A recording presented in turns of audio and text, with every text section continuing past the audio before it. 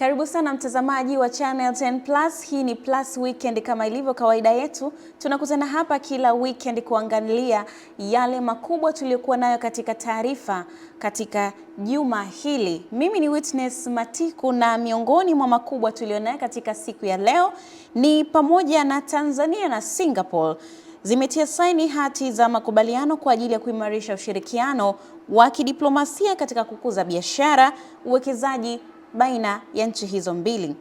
Na hii si kwa Tanzania bara tu, lakini pia visiwani Zanzibar. Rais wa Zanzibar ambaye pia ni mwenyekiti wa Baraza la Mapinduzi, Daktari Hussein Ali Mwinyi, amesema kwamba serikali iko tayari kufungua ukurasa mpya wa ushirikiano na nchi ya Singapore. Lakini bungeni jijini Dodoma katika juma hili, serikali imewasilisha bajeti kuu ya shilingi trilioni 62.33 kwa mwaka wa fedha 2026-2027. Karibu. Na sasa tuanzie hapa. Baada ya Rais Daktari Samia Suluhu Hassan kutoka Urusi kuonana na Rais Vladimir Putin, lakini pia na yote yaliyojiri nchini humo, safari hii pia Tanzania na Singapore zimeingia hati ya makubaliano kwa ajili ya kuimarisha ushirikiano wa kidiplomasia katika kukuza biashara pamoja na uwekezaji baina ya nchi hizo mbili. Na taarifa hii inaletwa na Najma Abdalla kwa undani wake. Hatua hiyo imekuja kufuatia ziara ya kihistoria iliyofanywa na Rais wa Jamhuri ya Singapore, Tharman Shanmugaratnam, ikiwa ni mara ya kwanza kwa kiongozi wa taifa hilo kutembelea Tanzania tangu kuanzishwa kwa uhusiano wa kidiplomasia kati ya nchi hizo mbili. Akizungumza katika mkutano wa pamoja na waandishi wa habari Ikulu jijini Dar es Salaam, Rais wa Jamhuri ya Muungano wa Tanzania, Mheshimiwa Daktari Samia Suluhu Hassan, amesema ziara hiyo ni ishara ya kuimarika kwa mahusiano ya muda mrefu kati ya mataifa hayo mawili. Ziara muhimu ya kihistoria kwa kuwa ni mara ya kwanza kwa Rais wa Singapore kuitembelea Tanzania. Vile ziara hii inafanyika wakati tukitimiza miaka 45 ya uhusiano na ushirikiano wetu wa kidiplomasia, ikidhihirisha dhamira yetu ya pamoja ya kukuza ushirikiano uliopo. Hivi punde mimi na Mheshimiwa Rais Tharman tumefanya mazungumzo kuhusu masuala mbalimbali ya kimkakati. Mazungumzo yetu yalijikita katika kukuza uhusiano kati ya Tanzania na Singapore ili uwe thabiti, imara na wenye matokeo yanayoonekana.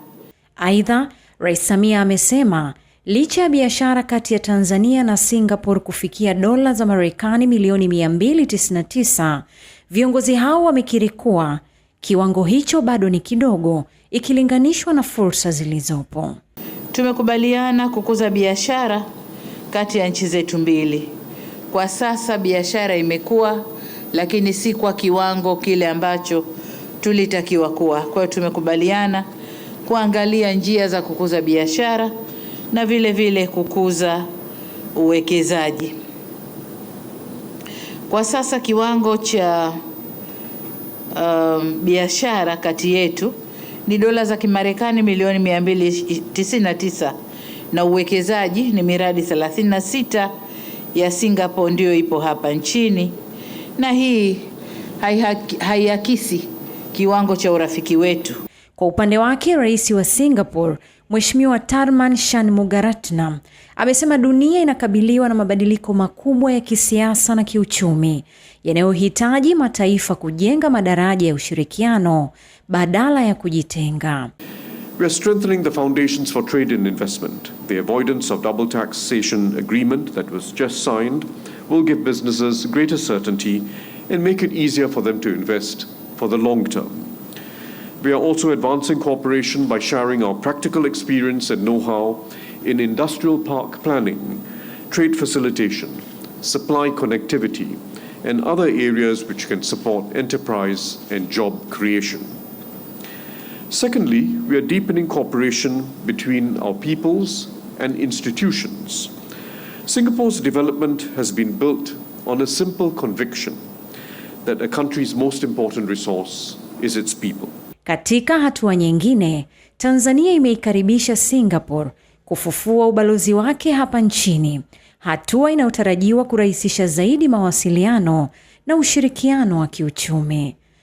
Na tukisalia papo hapo katika ugeni wa rais wa Singapore ambao tulikuwa nao katika juma hili visiwani Zanzibar, Rais Daktari Hussein Ali Mwinyi amesema serikali iko tayari kufungua ukurasa mpya wa ushirikiano na nchi ya Singapore. Rais Mwinyi amesema hayo katika mkutano wake na rais wa Singapore Mheshimiwa Tharman Shanmugaratnam katika ikulu ya visiwani Zanzibar, na ifuatayo ni taarifa kamili ya tukio hili. Ikulu ya Zanzibar imeshuhudia mazungumzo ya ngazi ya juu kati ya Rais Daktari Hussein Ali Mwinyi na Rais wa Singapore Mheshimiwa Tharman Shanmugaratnam ambaye alifika Tanzania kwa ziara ya siku 3, na mazungumzo hayo yakiwa yamelenga kuibua maeneo mapya ya diplomasia ya uchumi, biashara na uwekezaji. The main sector of our economy here in Zanzibar is the blue economy. And that's natural because we are surrounded by the ocean. Uchumi wa buluu ndio sekta kuu na muhimu hapa kwetu Zanzibar kwa kuwa tumezungukwa na bahari, lakini pia tuna utalii ambao unachangia takriban 30% ya pato la taifa, hasa kupitia utalii wa fukwe za bahari, na ndiyo sehemu ambayo tutapenda kushirikiana zaidi na nyinyi. Katika hatua nyingine muhimu, Rais Mwinyi ameiomba Singapore kushirikiana na Zanzibar katika kuendeleza mageuzi ya teknolojia ya kidigitali, ikiwemo utoaji wa huduma za kidigitali katika taasisi za umma na kupeleka Wazanzibari kwa mafunzo nchini Singapore. I've been informed that the Zanzibar there will be. Nimeambiwa kuwa kutakuwa na jukwaa la kibiashara kati ya Zanzibar na Singapore. Nina matarajio kuona maeneo ya ushirikiano yatakayoainishwa na washiriki wa jukwaa hilo, ambayo naamini yatakuwa ndio mwanzo mzuri wa uhusiano mzuri wa kiuchumi. That I have mentioned, but I'm sure there are others that I have not mentioned that they can, those with different interests. Kwa upande wake, Rais Tharman ameipongeza Zanzibar kwa mageuzi yake na kueleza ziara hiyo kama ishara ya awamu mpya ya urafiki. Nchi yangu inakusudia kuimarisha zaidi ushirikiano na Zanzibar. Tunaunga mkono mageuzi makubwa ya kimaendeleo yanayoonekana hapa. Nitahamasisha wawekezaji wa Singapore kuja kuwekeza Zanzibar. Baada ya mazungumzo hayo ya kikazi, Rais Mwinyi amemwandalia mgeni wake dhifa ya chakula cha mchana Ikulu, ikihitimisha siku ya kwanza ya ziara hiyo yenye matumaini makubwa ya kiuchumi. Na sasa tuende katika ile taarifa ambayo imegonga vichwa vingi vya habari, lakini pia iliweza kupata masikio ya watu wengi. Ni kuhusu bajeti kuu ya serikali ambayo imewasilishwa bungeni jijini Dodoma katika juma hili. Na serikali ikapanga ya kwamba bajeti kuu ya mwaka wa fedha 2026-2027 itatumia shilingi trilioni 62.33, ikiwa ni ongezeko la karibu mara 2 katika kipindi cha miaka 7 iliyopita. Jumla ya shilingi trilioni 20.82 sawa na asilimia 33.3 hizo zimetengwa mahususi kwa ajili ya kugharamikia program na miradi ya maendeleo nchini, huku bajeti hiyo ikilenga kuimarisha uchumi na kuanza utekelezaji wa dira ya maendeleo ya 2050. Lakini hata hivyo, kupitia bajeti hiyo serikali imeamua kufanya mabadiliko mbalimbali, ikiwemo ili kupunguza matumizi ya fedha taslimu nchini, matumizi ya vocha za kukwangua kwa ajili ya muda wa maongezi kuondolewa katika maeneo ya mijini. Na tuungane na Kuringe Monge kitueleza zaidi kuhusu taarifa hii ya bajeti kuu ya serikali. Hatua hiyo imetangazwa bungeni jijini Dodoma na Waziri wa Fedha Balozi Hamis Musa Omar wakati alipokuwa akiwasilisha bajeti ya serikali kwa mwaka 2026-2027. Mheshimiwa Spika, ili kupunguza matumizi ya fedha taslimu katika mwaka 2026-2027, inapendekeza kufanya maboresho yafuatayo. 1. Kuweka sharti la baadhi ya malipo ya huduma na biashara kufanyika kwa njia za kidijitali kama ilivyoainishwa katika aya 61 ya hotuba yangu. 2. Kusitisha usambazaji wa matumizi ya vocha za kukwangua za muda wa maongezi katika maeneo yote ya mijini yenye miundombinu wezeshi ya malipo ya kidijitali. Aidha, waziri wa fedha akalitaarifu bunge juu ya hatua ya serikali iliyochukua ili kuhamasisha matumizi ya magari ya umeme hapa nchini. Pili, kupunguza ushuru wa forodha kutoka 25% hadi 10% kwenye magari yanayotumia nishati ya umeme yanayotambulika kwa HS codes ambazo zimeonyeshwa katika hotuba yangu. Aidha, serikali inaendelea kufanya majadiliano na viwanda vya kuunganisha magari vilivyopo nchini ili kutoa unafuu wa kodi kwa waunganishaji wa magari ya umeme hapa nchini. Kilio cha muda mrefu cha wafanyabiashara wanaoanza biashara nchini nacho kikasikika na serikali ikaja na hatua hii. Kwa wafanyabiashara wapya kwa kipindi cha mwaka mmoja tangu tarehe ya kupata namba utambulisho kwa mlipa kodi. Msamaha huo ni kwa ajili ya wafanyabiashara waliopo chini ya utaratibu wa makadirio ya presumptive pekee, regime pekee. Hatua hii inatofautiana na utaratibu wa sasa ambapo mfanyabiashara anaposajiliwa anafanyiwa tathmini ya mapato anayotarajiwa kukusanya na kupaswa kulipa kodi husika ndani ya miezi 6.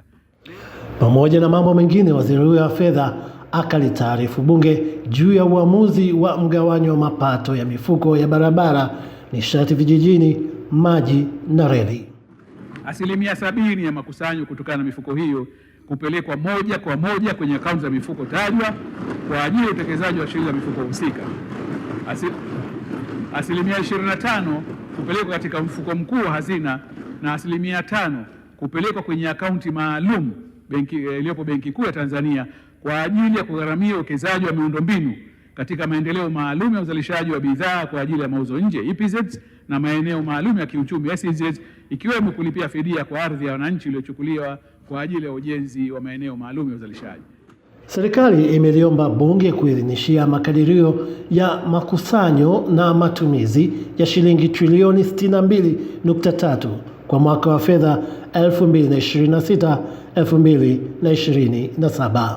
Asante sana Kuringe Mongi kwa taarifa hiyo, na sasa tuelekee katika taarifa nyingine ambapo mwili wa mwanaume mmoja ambaye bado hajafahamika kwa haraka anayekadiriwa kuwa na umri wa miaka 28 umekutwa katika mtaro wa maji machafu ulio karibu na ghala la kuhifadhia tumbaku katika mtaa wa Komba Masai, kata ya Malolo, manispaa ya Tabora, huku chanzo cha kifo chake kikiwa bado hakijafahamika. Na mwandishi wetu Adela Moses anatueleza zaidi kuhusu tukio hili la kusikitisha mkoani Tabora. Wakizungumzia tukio hilo, wakazi wa kata ya Malolo wanaeleza hali halisi. Nilikuwa pale nyumbani, lakini kuna jirani yetu pale walikuja kuchuma mboga, wanalima pale, wakasema kuna mtu amekufa pale lelini. Na kweli tumekuta mwili wa marehemu umewekwa pembezoni mwa maji. Tumemwangalia, hatujamtambua kama ni jirani, hatujamtambua. Akithibitisha kupokea taarifa za tukio hilo, kaimu kamanda wa polisi mkoa wa Tabora Constantine Bogambi amesema jeshi la polisi linaendelea na uchunguzi ili kubaini chanzo cha kifo hicho pamoja na utambulisho wa marehemu. Matukio kama haya yanapotokea, kazi ya jeshi la polisi ni kufanya uchunguzi, kujua hasa aliyetenda kosa hilo na kuhakikisha kwamba anachukuliwa hatua za kisheria. Aidha, katika hatua nyingine, jeshi la polisi mkoani Tabora linamshikilia Raymond Bigao mwenye umri wa miaka 29, dereva wa gari lenye nambari za usajili SM 15048 aina ya Prado kwa tuhuma za kusababisha ajali ya barabarani iliyohusisha gari nyingine 2 na pikipiki moja katika maeneo ya kata ya Isevya, manispaa ya Tabora, na kupelekea watu 5 kunusurika kifo, ambapo 3 kati ya hao wako chini ya uangalizi wa madaktari.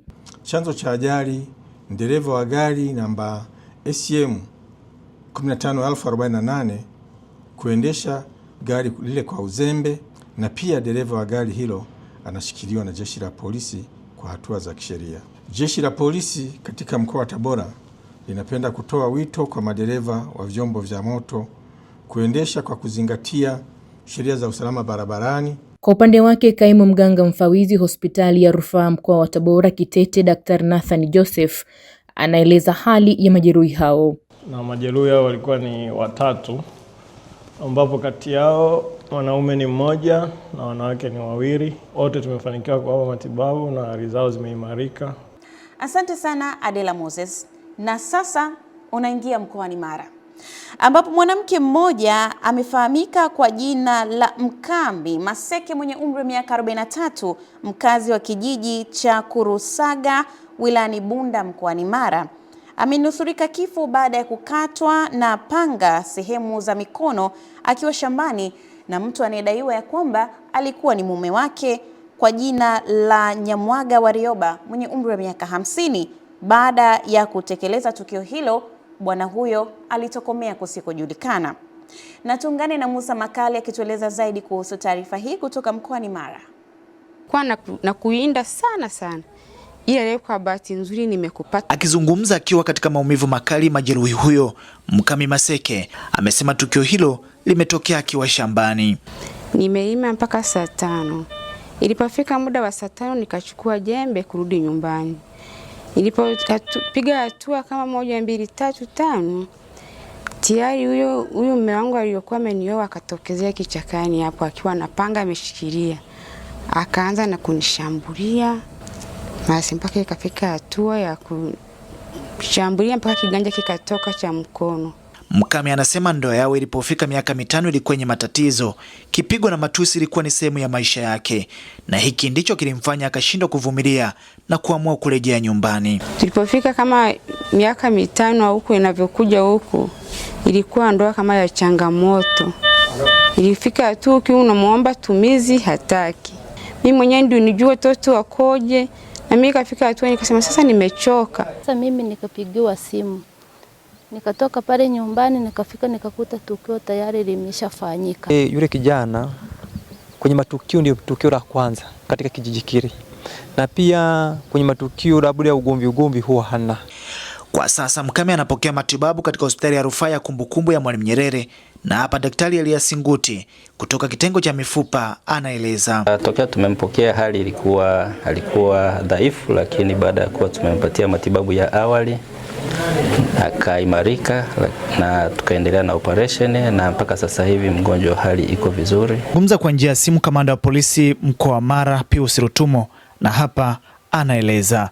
Jeshi la polisi linaendelea na ufuatiliaji na msako mkali kumpata huyu mtu, lakini kwa ushirikiano na wananchi na watu wenye nia njema ambao tutafanikiwa kumpata bila shaka, ili aweze kuwajibika, kwa sababu jambo hili limefanyika katika ukatili wa hali ya juu. Na sasa turejee tena katika hoja za bunge katika juma hili, ambapo serikali imeanza kutekeleza mkakati wa kuyabaini maeneo yote ya pembezoni mwa miji yenye hali ya uchumi sawa na maeneo ya vijijini ili kuwawezesha wananchi wake kuunganishwa umeme kwa gharama ya shilingi 27,000 baada ya ile ya zaidi ya 300,000. Na Amani Mbando ndiye anayetueleza kabisa kinagaubaga cha taarifa hii. Mkakati huo ni sehemu ya ahadi za serikali kupitia Wizara ya Nishati iliyotolewa wakati wa kupitisha bajeti ya wizara kwa mwaka 2026-27, ambapo akijibu maswali ya wabunge, Naibu Waziri wa Nishati Salome Makamba amesema tayari utekelezaji umeanza kwa kubaini maeneo hayo kwa kushirikiana na wabunge husika. Serikali ina mpango gani wa kuimarisha umeme wa REA shilingi 27,000 katika mitaa ya Mhusu na Chizomwecho kata ya Mbabala? Je, serikali ina mpango gani wa kuhakikisha wananchi wa maeneo hayo wanaingizwa katika mpango wa REA ili waweze kuunganishwa umeme kwa gharama ya shilingi 27,000 badala ya 321? Tumeanza mkakati wa kukaa na wabunge ili kuweza kuyabainisha maeneo hayo, tuweze kuyapa fedha na REA na TANESCO washirikiane kwa pamoja kuhakikisha kwamba wananchi hao wanapata umeme kwa bei ya shilingi 27,000 badala ya 320 na kwenda juu.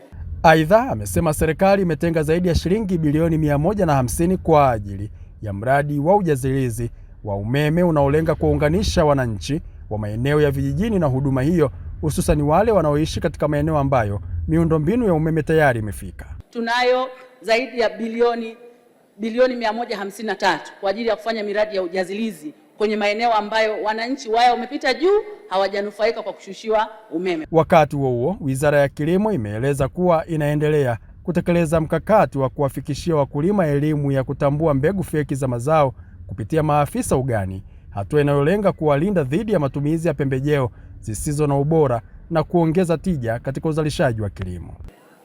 Kwa kuwa uuzaji wa mbegu feki ni swala la uhujumu uchumi na kurudisha nyuma maendeleo ya nchi.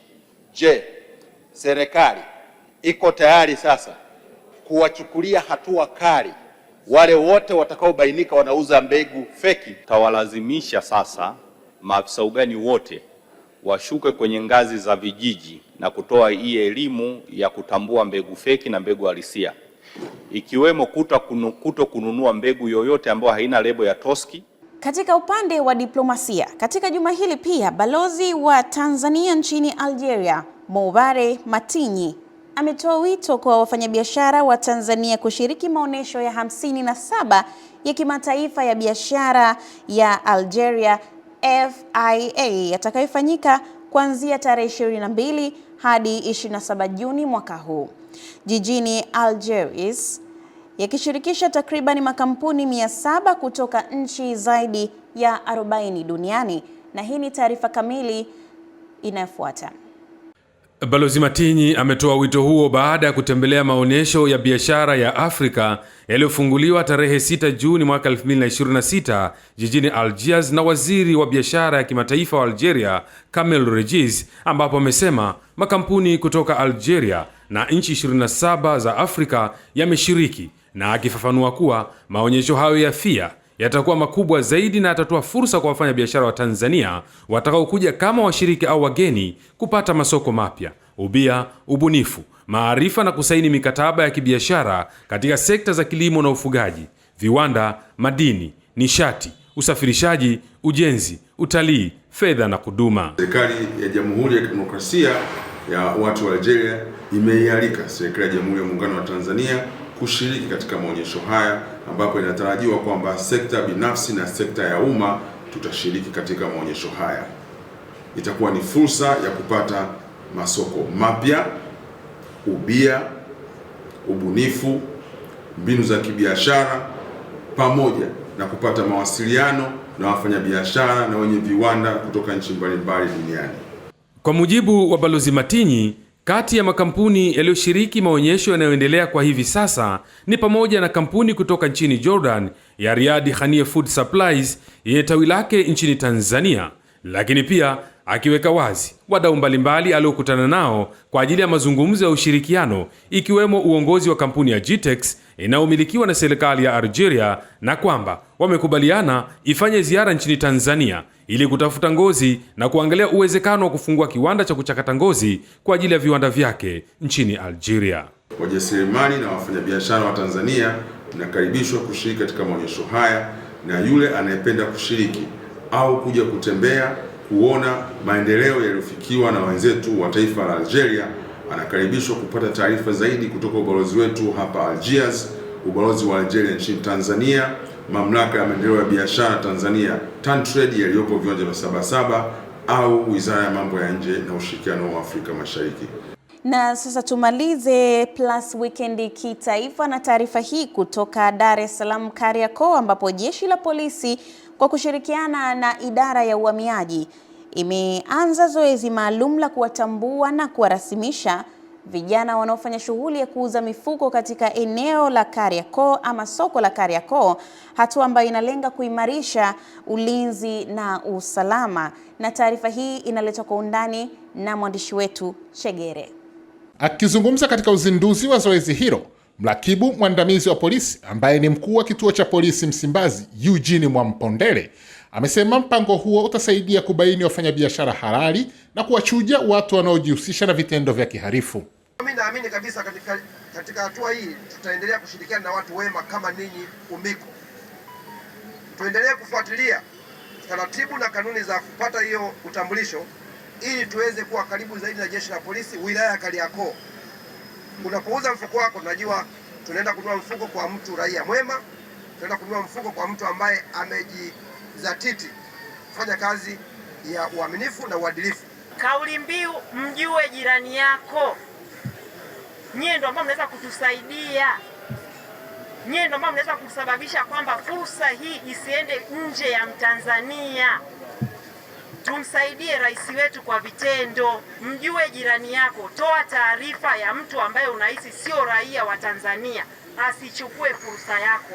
Kwa upande wake, meneja wa benki ya CRDB Kariakoo, Arnold Rwamtoga, amesema benki hiyo imeamua kuunga mkono mpango huo kwa kuweka rasilimali watu na fedha zitakazosaidia kufanikisha zoezi hilo, huku mwenyekiti wa chama cha wauza mifuko sokoni hapo Dauda Abdalla akiahidi ushirikiano.